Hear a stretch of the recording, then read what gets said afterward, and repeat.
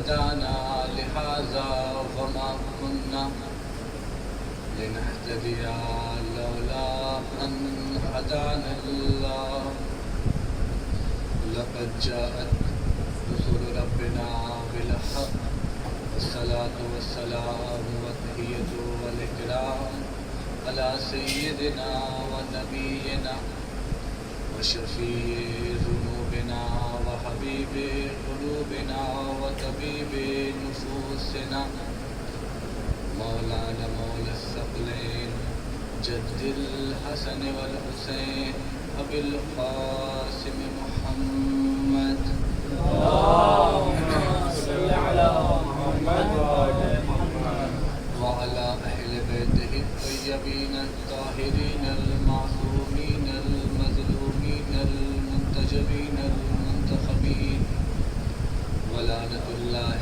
على أعدائهم أجمعين من الآن إلى قيام يوم الدين. أما بعد فقد قال الله تعالى في الكتاب الكريم بسم الله الرحمن الرحيم ولا تحسبن الذين قتلوا في سبيل الله أمواتا بل أحياء عند ربهم يرزقون. اللهم صل على محمد وعلى محمد. جانب محترم ماہ محرم چل رہا ہے، مسلسل آپ مجلس سے تقاریر سنتے آ رہے ہیں. میں نے چاہا کہ انہی تقاریر اور مجلسوں میں ایک نام میرا بھی ہو جائے اور مولا کے ذاکروں میں نام میرا بھی لکھا جائے، لہذا کچھ ذکر امام حسین کرنے آپ کے سامنے پیش ہو گیا ہوں. پروردگار عالم اپنی کتاب قرآن مجید میں ارشاد فرما رہا ہے کہ ہرگز گمان نہ کرو مردہ ان لوگوں کو جو راہ خدا میں قتل کر دیے گئے، شہید ہو گئے، بلکہ وہ زندہ ہیں اور اپنے رب کی طرف سے رزق پا رہے ہیں. عزیزوں، یہ آیت قرآن مجید کی ہے، سورہ آل عمران کی آیت نمبر 169. اس میں خداوند عالم نے قانون دے دیا ہے، یہ قانون ہمارے سامنے پیش کیا ہے، قاعدہ ہم کو دے دیا ہے کہ جو بھی راہ خدا میں شہید ہوگا، قتل ہوگا، وہ مردہ نہیں ہوگا بلکہ وہ زندہ ہوگا، اسے حیات جاودانی مل جائے گی. اور آپ دیکھیں امام کی شہادت کا مقصد کیا تھا، کہ امام کربلا گئے کس وجہ سے؟ کیونکہ تاریخ گواہ ہے کہ شروع سے نور و ظلمت کے درمیان جنگ چھڑی ہے، حق و باطل کا تصادم چل رہا ہے اور اسلام و کفر کے درمیان جنگ جاری ہے، اور یہ ہر دور میں جنگ چھڑی رہی، چاہے وہ دور جناب ابراہیم اور نمرود کا ہو، چاہے وہ دور جناب موسیٰ اور فرعون کا ہو، چاہے وہ دور پیغمبر اسلام اور ابو سفیان کا ہو، چاہے وہ دور مولائے متقیان اور خلفائے نحق اور معاویہ کا ہو. یعنی آپ دیکھیں ہر زمانے میں، ہر دور میں حق و باطل کے درمیان، اسلام و کفر کے درمیان یہ جنگ چھڑی رہی، اور یہی جنگ چھڑی امام حسین کے دور پہ، حسین ابن علی علیہ السلام اور یزید بن معاویہ کے درمیان. یزید نے اپنے آپ کو خلیفۃ المسلمین بنایا اور لوگوں سے منوانا بھی چاہتا تھا، اور بعض ایسے بھی تھے جو انہیں مانتے بھی تھے، اور بعض کا تقریباً اکثریت یزید کو خلیفۃ المسلمین ماننے بھی لگے. اب یزید نے کیا یہ کہ اسلام کا لبادہ اڑ دیا اور اپنی کرتوتیں اسی لبادے میں کرنے لگا. یعنی اب وہ جو کچھ بھی برائی کر رہا ہے اس کے اوپر اسلام کا لبادہ اڑا ہوا ہے، وہ اپنے کو ظاہری مسلمان اور خلیفۃ المسلمین کہلا رہا ہے. اور امام حسین کی نگاہ نے جب دیکھا کہ یہ برے برے افعال اور بری بری کرتوتیں انجام دے رہا ہے اور اسلام کا لبادہ اوڑے ہے، اگر اسے یہی نہیں روکا گیا تو آئندہ یہی کہا جائے گا کہ جو مسلمانوں کا خلیفہ تھا وہ یہ کام کرتا تھا۔ تو اگر مسلمانوں کا خلیفہ یہ کام کر رہا ہے تو یہ کام معیوب نہیں ہے، یہ کام غلط نہیں ہے، کیونکہ جب خلیفۃ المسلمین یہ کام کر رہا ہے تو اس کا مطلب ایسے کام اچھے ہوتے ہیں۔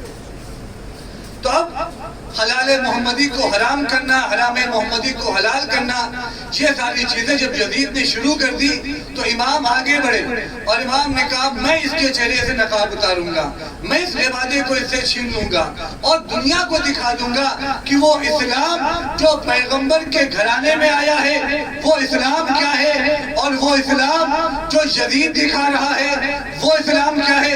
امام اگر آگے نہ بڑھتے، امام اپنا قدم آگے نہ بڑھاتے اور امام یہ ظاہر نہ کرتے کہ ہمارا اصلی اسلام کون سا ہے اور یزیدی اسلام کیسا ہے، تو آپ یاد رکھیے آج زمانے میں اسلام نام سے یاد نہ کیا جاتا، بلکہ اسلام کو یاد کرتے دہشت گردی کے عنوان سے، دہشت گردی کے نام سے۔ کیوں؟ کیونکہ وہ اسلام ایسا تھا جسے یزید پریزنٹ کر رہا تھا، جسے یزید دکھا رہا تھا، لیکن امام نے کربلا کے میدان میں ظاہر کر دیا اور بتا دیا کہ دیکھو حقیقی اسلام کیا ہے، اور وہ اسلام جو تمہارے سامنے یزید پیش کر رہا تھا وہ اسلام کیا ہے۔ یہی وجہ ہے ہمارے پاس وہ اسلام آیا جو امام حسین کے ذریعے سے آیا۔ ہمارے اسلام میں شہادت امام حسین کا عنوان باقی ہے، اسی وجہ سے آج بھی ہمارا اسلام سر بلند ہے اور اپنا سر فخر سے اونچا کیے ہوئے ہے، لیکن وہ اسلام جہاں یزید کے چاہنے والے ہیں، جہاں امام حسین کی شہادت کا عنوان باقی نہیں ہے، وہ دہشت گرد کے نام سے یاد کیا جا رہا ہے، کیونکہ اسلام وہ تھا جو امام حسین نے پیش کیا تھا۔ اسلام وہ لینا چاہیے تھا کہ جو امام حسین نے ہمیں دیا، نہ کہ وہ اسلام جو بس اسلام نام تھا نہیں اسلام۔ اور نام بھی کیوں، اسلام نام کیوں یزید نے لیا، یعنی خلیفۃ المسلمین کیوں کہا خود کو؟ آپ دیکھیں اگر یزید اپنے کو خلیفۃ المسلمین نہ کہتا تو اس کا مطلب یہ تھا کہ وہ اسلام کے نام کو یوز نہیں کر رہا، استعمال نہیں کر رہا ہے، لیکن وہ چاہتا یہ تھا کہ اسلام کا نام رہے، لیکن وہ قوانین جو اسلام کے ہیں خدا کی جانب سے وہ باقی نہ رہے، وہ اوامر وہ نواہی جو قرآن نے بتائے ہیں، جو خدا نے اور پیغمبر نے بتائے ہیں وہ باقی نہ رہے۔ اگر نام ہی ختم کر دے گا اسلام کا تو پھر خلیفۃ المسلمین کیسے ہوگا؟ جب اسلام نہیں تو مسلمان نہیں، جب مسلمان نہیں تو خلیفہ کیسے مسلمانوں کا؟ لیکن وہ اسلام کا نام رکھ رہا تھا، لیکن ان قوانین کو، ان احکام کو معطل کرنا چاہ رہا تھا اور مٹانا چاہ رہا تھا، اور حلال محمدی کو حرام اور حرام محمدی کو حلال کرنا چاہ رہا تھا۔ تو لہذا اس نے اسلام کے نام سے اپنے کرتوتوں کو پیش کیا اور خلیفہ کے عنوان سے اس نے پیش کیا، تاکہ دنیا یہ دھوکہ کھا جائے کہ یہ خلیفۃ المسلمین ہے اور یہ جو کام کر رہا ہے وہ اسلام کے تابع ہے، ورنہ خلیفۃ المسلمین کبھی ایسا اسلام کے خلاف کوئی کام نہیں کرے۔ صلوات بر محمد وآل محمد۔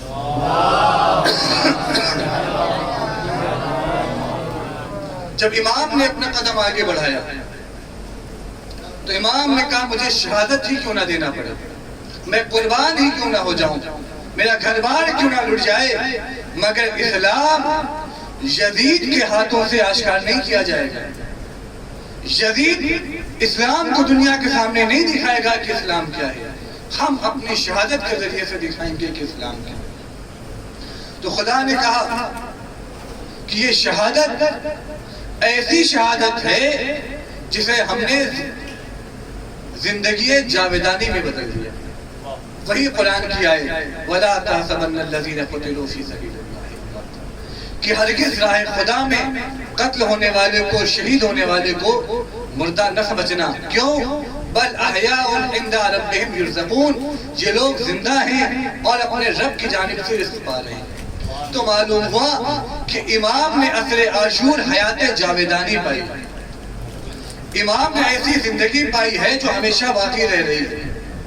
اب یہاں پر لوگ ایک اعتراض کرتے ہیں کہ امام کو حیات جاویدانی ملی ہے، امام شہید ہیں، تو اب جس کے پاس حیات جاویدانی ہے یعنی حیات ہے، تو اب اس کے لیے گریہ کرنا کیسا، اس کے لیے ماتم کرنا کیسا، اس کے لیے رونا کیوں؟ اور آپ نے دیکھا ہوگا اس دلیل میں، اس استدلال میں ایک بہت مشہور قصہ پیش کیا جاتا ہے کہ صلوات محمد والے محمد، تو قصہ پیش کرتے ہیں کہ ہم زندہ جاوید کا ماتم نہیں کرتے۔ کیوں؟ کیونکہ ان کا دعویٰ یہ ہے کہ جب شہید زندہ ہے، رائے خدا میں مقتول جب زندہ ہے اور زندہ جاوید ہے تو ماتم کیسا؟ ماتم تو مردوں کا ہوتا ہے، زندوں کا نہیں ہوتا۔ آپ غور کریں تو اس میں ایک لفظ آیا ہے ہم زندہ جاوید کا ماتم نہیں کرتے۔ تو سب سے پہلی بات یہ ہے کہ ہم ہوتا کون ہے؟ اگر یہ ہم خدا کی طرف سے ہو تو قابل اعتماد ہے، اگر یہ ہم استعمال پیغمبر کی طرف سے ہو تو بھائی موثق ہے، اگر ان کے جانشین کی طرف سے ہو تو مانا جائے گا۔ لیکن یہ ہم کہنے والا کون ہے؟ کیا خدا ہے یا پیغمبر ہے یا ائمہ ہے، وزیر ہے، ولی ہے، کون ہے؟ جب ان میں سے کوئی نہیں ہے تو اب تک کہنے والے کا کوئی معیار و وقار ہے؟ نہیں، ہم کا کوئی معیار و وقار ہے، کیونکہ ہم یہ عوامی سطح پر ہمارے سامنے آیا ہے۔ ہم ایک عام انسان نے کہا ہے، یہ خدا کی طرف سے ہم نہیں آیا، یہ نبی کی طرف سے ہم نہیں آیا۔ اب آپ دیکھیں کہنے والا کون ہے اور کہہ کس کے لیے رہا ہے؟ کہنے والا ہے ایک عام انسان اور کہہ رہا ہے ایک خاص شخصیت کے لیے کہ ہم زندہ جاوید کا ماتم نہیں کرتے۔ ہماری اوقات کیا ہے، ہماری حیثیت کیا ہے، ہماری بذات کیا ہے؟ جب ہم جیسے ہم کا تعارف قرآن میں کرایا گیا تو کہا گیا خلق الانسان ضعیفا، لیکن جب اس خاص شخصیت کے بارے میں قرآن نے تعارف کرایا تو کہا یاد رکھنا جب تم پیدا ہوئے تھے تم نجس تھے، تمہیں غسل دیا گیا، جب تم دنیا سے گئے تمہیں غسل دیا گیا کیونکہ تم نجس تھے، تم عام آدمی تھے۔ لیکن جس کے بارے میں تم کہہ رہے ہو وہ کوئی عام آدمی نہیں ہے بلکہ کوئی خاص شخصیت ہے۔ جب وہ پیدا ہوا پیغمبر نے آغوش میں لے لیا، غسل نہیں دیا گیا۔ جب وہ شہید ہو گیا اسے غسل نہیں دیا گیا، تو معلوم ہوا غسل دیا کس لیے جاتا ہے؟ کہا غسل اس لیے دیا جا رہا ہے تاکہ نجاست کو دور کر دیا جائے۔ جب تم عام انسان پیدا ہوئے تمہیں غسل دیا گیا، جب تم مر گئے تمہیں غسل دیا گیا۔ یہ ہے تم اور یہ ہے تمہارا ہم، لیکن یہ ایسی شخصیت ہے جب پیدا ہوئے کوئی غسل نہیں، جب دنیا سے گئے کوئی غسل نہیں، بلکہ قرآن نے جب تمہارے بارے میں کہا کہ خلق الانسان ضعیفا، جب ان کے بارے میں کہا انما یرید اللہ لیذھب عنکم الرجس۔ صلوات محمد والے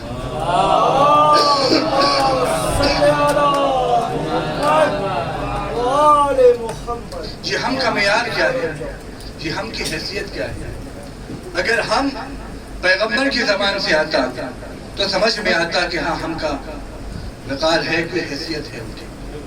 اگر آپ دیکھیں تو اسی ایک مصرے سے کئی چیزیں ہمارے سامنے ظاہر ہو جاتی ہیں۔ ایک تو یہ سمجھ میں آ جاتا ہے کہ ہاں واقعاً امام زندہ جاوید ہیں، یعنی مجبوراً ہی صحیح لیکن ماننا پڑ گیا کہ امام زندہ جاوید ہیں۔ دوسری چیز کہ اگر زندہ جاوید ہیں تو پھر زندہ جاوید کا ماتم نہیں ہے۔ پھر تیسری چیز اس کا مفہوم کہ ماتم ہوگا لیکن زندہ جاوید کا نہیں ہوگا۔ کہا کس کا ہوگا؟ کہا جو شہادت نہ پائے اس کا ماتم ہوگا، کیونکہ شہید تو زندہ ہے۔ اب آپ انہی کی باتوں میں تضاد پائیں گے۔ ان کا دعویٰ کیا ہے کہ ہم زندہ جاوید کا ماتم نہیں کرتے، یعنی اگر کوئی شہید ہے تو زندہ جاوید ہے، گویا کہ شہید کا ماتم نہیں کرتے۔ یعنی اگر تاریخ میں ایسا منظر سمجھ میں آ جائے کہ ہاں واقعاً ماتم کیا گیا ہے تو سمجھ میں آئے گا ان کی نگاہ میں، ان کی نظر سے کہ یہ اسے شہید نہیں سمجھتے۔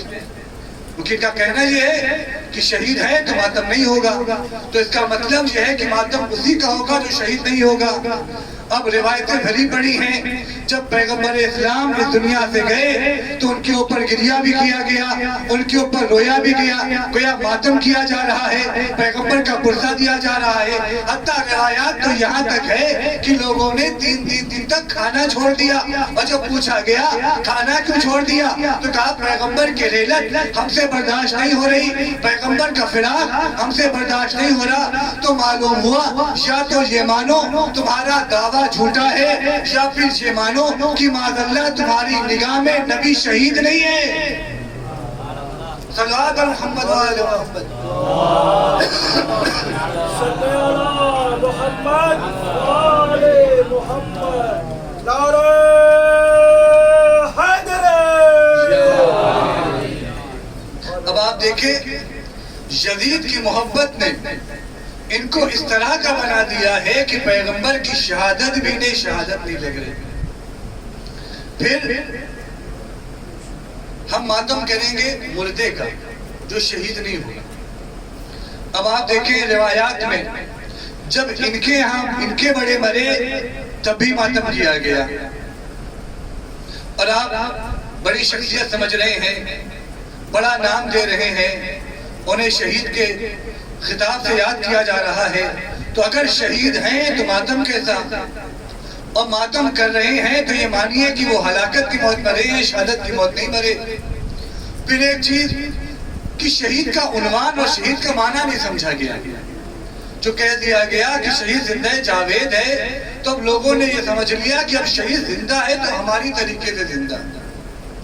اگر شہید ہماری طریقے سے زندہ ہے تو اس کا مطلب یہ ہوا کہ اس کی بیوی بیوہ نہیں ہوئی، اس کے بچے یتیم نہیں ہوئے، اب اس کے میراث تقسیم نہیں کی جائے گی۔ اگر شہید ہماری طرح کا زندہ ہے تو مطلب یہ ہوا نہیں عزیز، شہید زندہ ہے کا مطلب یہ ہے کہ جب ایک انسان کسی مشن کے تحت، کسی تحریک کے تحت میدان کارزار میں اترتا ہے اور اس مشن کے لیے، اس تحریک کے لیے شہید ہو جاتا ہے، لیکن اس مشن کو بچا لیتا ہے اور دیکھنے والے اس مشن کو بچا ہوا دیکھتے ہیں تو کہتے ہیں کہ اس مشن میں جو شہید ہوا ہے وہ مرا نہیں ہے، وہ زندہ ہے۔ کیوں زندہ ہے؟ کہا اس نے مشن کو زندگی دی ہے، جب تک یہ مشن زندہ ہے تب تک وہ شخص زندہ ہے۔ تو تحریک کو بچا لیا جائے، کسی مشن کو بچا لیا جائے، تو معلوم ہوا اگر کوئی عام سی تحریک ہو، کوئی دنیاوی تحریک ہو، اسے کوئی بچا لے تو اس تحریک کے ساتھ مرنے والا زندہ رہتا ہے۔ تو ملاحظہ کیجئے یہ کون سی تحریک ہے، یہ کون سا مشن ہے؟ یہ خدائی مشن ہے، یہ خدائی تحریک ہے، یہ اسلام کا تحفظ ہے، یہ توحید کی بقا ہے۔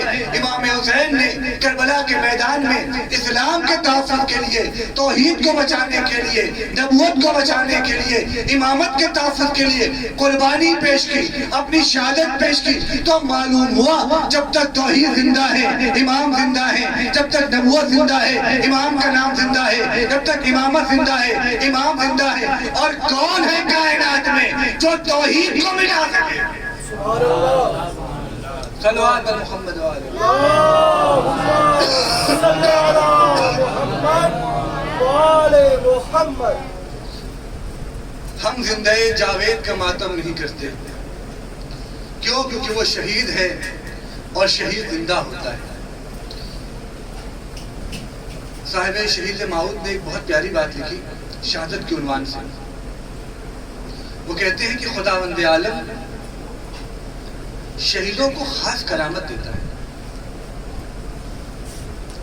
کہ جب شہید اس دنیا سے جاتا ہے، وہ شہید شہادت کی موت مرتا ہے انسان، تو خدا اسے بہت سارے تصرفات دے دیتا ہے۔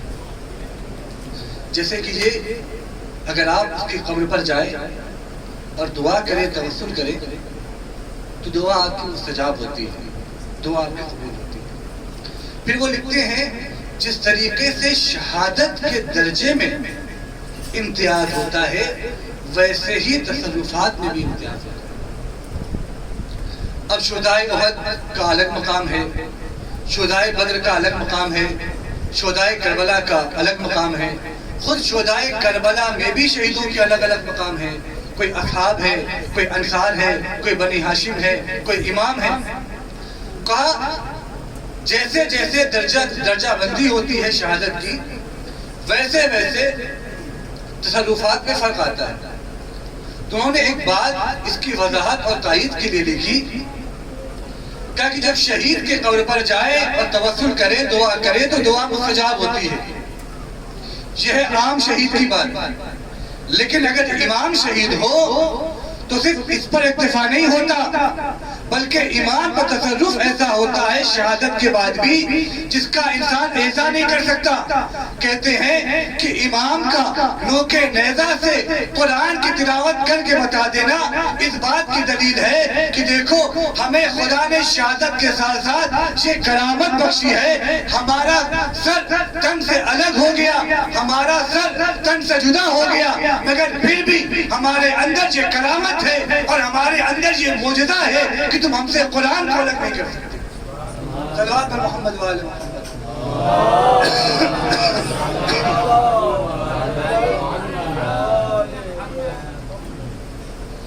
پھر انہوں نے ایک بات اور لکھی کہ بغداد میں جناب حذیفہ یمانی کی ایک زمانے میں قبر جب کھودی گئی منتقل کرنے کے لیے، کیونکہ نہر وہاں سے نکالی جا رہی تھی تو قبر منتقل کرنا ضروری ہو گیا تھا. تو کہتے ہیں شہید کے پاس ایک اور خصوصیت یہ ہوتی ہے کہ شہید کو جیسا دفنایا جاتا ہے وہ قبر میں ویسا ہی رہتا ہے. یہ جو جسم ترکیبی ہے، ترکیب جسم جو شہید کی ہے، انسان کی ہے، وہ شہادت کی وجہ سے وہ ویسی باقی رہتی ہے. جب جناب حذیفہ یمانی کو نکالا گیا، اور آپ باقی اور بھی لوگوں کے نام تاریخ میں دیکھتے رہتے ہیں، جب ان کی قبر کو منتقل کیا جاتا ہے یا کسی وجہ سے قبر کھودی جاتی ہے تو دیکھا جاتا ہے جسم جیسے سالم تھا ویسے ہی سالم جسم نظر آتا ہے، کیونکہ یہ خدا نے شہید کو خصوصیت دی. لیکن عزیزو، شہادت کے عنوان کو بدل دیا گیا. شہادت کے عنوان کو اس طریقے سے بدلا گیا کہ لوگوں نے شہادت کا مطلب صرف خوشی سے تعبیر کر دیا.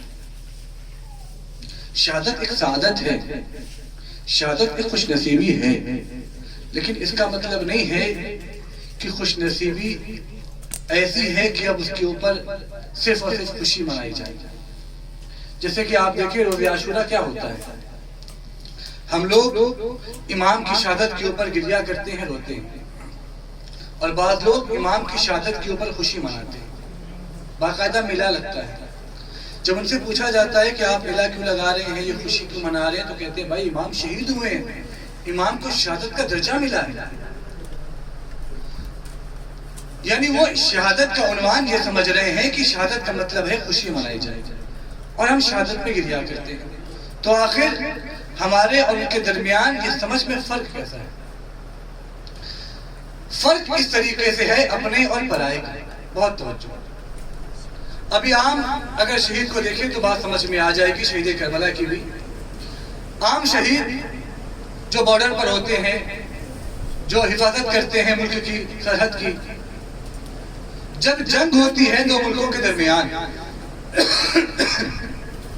اور جب جنگ کے درمیان لوگ مر جاتے ہیں تو شہید کہلاتے ہیں. جب یہ شہید ہوتے ہیں تو ان کے لاشیں کو ان کے وطن پہنچایا جاتا ہے، ان کے وطن والے خوشی مناتے ہیں.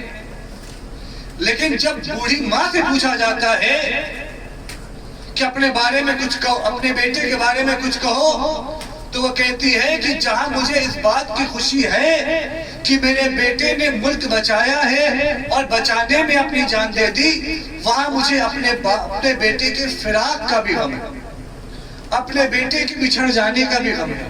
تو عزیزوں، بس یہی وجہ ہے کہ پرائے وہ ہیں جو ہمیشہ خوشی مناتے ہیں، مگر اپنے وہ ہوتے ہیں کہ جو خوش نصیبی سمجھتے ہیں، سعادت سمجھتے ہیں. مگر فراق ایسا ہے، جب امام کا فراق ہمارے سامنے آتا ہے، امام کی جدائی کا تذکرہ سنتے ہیں تو ہماری آنکھوں سے آنسو نکلنا شروع ہو جاتے ہیں. اور یہی وجہ ہے اتنے سال ہو گئے کربلا کے ذکر، لیکن آج بھی ہم اپنائیت کا ثبوت دیتے ہیں. ہم بتاتے ہیں کہ مولا ہم آپ کے ہیں، مولا ہم آپ کے چاہنے والے ہیں، مولا آپ کا فراق ہم سے دیکھا نہیں جاتا، مولا آپ نے جو زخم کھائے ہیں وہ سن کے بھی ہم سے برداشت نہیں ہوتے۔ عزیزوں، ہم آپ سنتے ہیں مصائب کربلا کو، ہماری آنکھوں سے آنسو آ جاتے ہیں، کلیجے بھر جاتے ہیں، مگر محسوس کیجئے گا اس منزل کو۔ امام حسین ہیں اپنے چند ساتھیوں کے ساتھ، اور ادھر لشکر یزید میں زیادتی ہوئی جا رہی ہے، لشکر آ رہے ہیں، آج لشکر آئے، کل پھر لشکر آ رہے ہیں، پرسوں پھر لشکر آ رہے ہیں۔ جناب زینب نے اپنے بھائی سے کہا بھیا حسین، وہاں تو لوگ اپنی مدد کے لیے اتنے لوگوں کو بلا رہے ہیں، کیا آپ اپنے کسی چاہنے والے کو نہ بلائیں گے؟ کیا آپ کا کوئی دوست نہیں ہے جو اس موقع پر آپ کا ساتھ دے سکے؟ محسوس کیجئے گا کیسی منزل ہے، امام اتنے لشکر کے درمیان چند ساتھیوں کے ساتھ گھرے ہوئے، امام نے جناب حبیب کو خط لکھا، جناب حبیب خط پڑھ کے رونے لگتے ہیں، اس کے بعد جب تیاری کرتے ہیں سفر کی تو اپنے غلام اور گھوڑے کو آگے بھیج دیتے ہیں، کہتے ہیں ٹھہرو میں ابھی آتا ہوں۔ تاریخ نے منظر لکھا کہ جب جناب حر گھوڑے اور غلام کے پاس پہنچ رہے تھے تو قریب تھا کہ پہنچ جائے، جناب حبیب نے کچھ آواز سنی، جناب حبیب نے آواز سنی کہ غلام گھوڑے سے کہہ رہا تھا کہ دیکھو ابھی میرے آقا آتے ہوں گے، اور اگر میرے آقا نہ آئے تو میں امام کی نصرت کے لیے جاؤں گا۔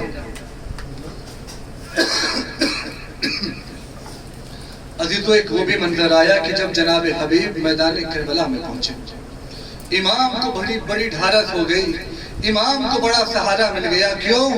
کیونکہ امام کا دوست آیا ہے، بچپن کا دوست آیا ہے۔ عزادارو، امام کا سہارا بہت دیر تک باقی نہ رہا۔ ایک وہ بھی منظر آتا ہے کہ جب جناب حبیب آتے ہیں اور کہتے ہیں مولا مجھے اجازت دیجئے، میں میدان کربلا میں جانا چاہتا ہوں، مولا میں چاہتا ہوں کہ آپ کے اوپر اپنی جان قربان کر دوں۔ حافظو، روایت کہتی ہے جناب حبیب کا سن بہت بڑا تھا، جناب حبیب بوڑھے تھے، جناب حبیب کے اوپر ضعیفی تاری تھی، لیکن کمر میں پٹکا باندھا۔ عزادارو، عشق امام حسین تھا جو جناب حبیب کو جوان کر رہا تھا۔ جناب حبیب میدان کربلا میں گئے اور جانے کے بعد ایسی جنگ کی جیسے کوئی جوان جنگ کرتا ہے، مگر ایک مرتبہ آواز بلند کی، اے آقا میرا آخری سلام قبول ہو۔ عزادارو، مصائب آپ سب سنتے رہتے ہیں، ایک عالم دین کا جملہ ہے، وہ کہتا ہے کہ جب جناب حبیب بھی شہید ہو گئے، تمام اصحاب و انصار شہید ہو گئے، لیکن جب شہداء کے سروں کو نیزے پر لے جایا جانے لگا اور جب شہداء کے سروں کو گزارا جانے لگا اور جناب حبیب کا ایک بیٹا تھا، جب اسے خبر ہوئی کہ میرے باپ کا سر بھی نوکے نیزہ پر بلند کیا گیا ہے، عزیزو وہ عالم فرماتے ہیں کہ جیسے ہی بیٹے کو خبر ہوئی، بیٹا چند لوگوں کا لشکر لے کر کے قافلے کی طرف آگے بڑھا، لشکر آدھا کی طرف آگے بڑھا، اور جانے کے بعد تھوڑی سی جنگ کرنے کے بعد اپنے باپ کے سر کو لے لیتا ہے اور کہتا ہے جس کا جوان بیٹا زندہ ہو اس کے باپ کا سر نیزے پہ کیسے لٹکایا جا سکتا ہے؟ میں کہوں گا عزیزو، جب یہ جواب حبیب کے بیٹے نے دیا ہوگا، چوتھے امام کے دل پہ کیا گزری ہوگی؟ امام نے کہا ہوگا اے میرے بابا مجھے معاف کیجئے گا، بیٹا جوان تو ہے مگر نقاہت ایسی ہے کہ گلے میں خاردار توق ہے، ہاتھوں میں ہتھکڑی ہے، پاؤں میں بیڑی ہے۔